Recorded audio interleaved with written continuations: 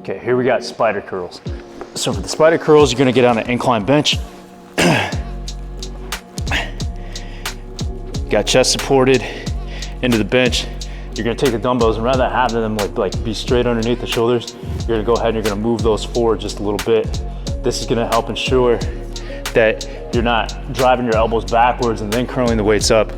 We're keeping the elbows forward and focusing on just purely elbow flexion as we go up into the curl.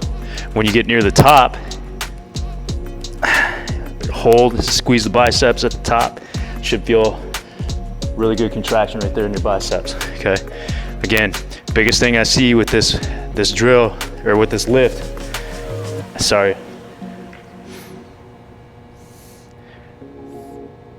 Okay, here we got spider curls. So starting position, I'm gonna have the dumbbells slightly in front of my shoulders. This is gonna help so when I initiate the movement, I don't drive my elbows back and then curl the weights up like this. Keeping the weights forward in front of my shoulders is gonna help ensure that I'm using my primary elbow flexors, being my biceps brachii, or just your biceps, for the movement. So from there, what I'm gonna do, go ahead, keep the elbows forward, curl, squeeze at the top, come back down under control.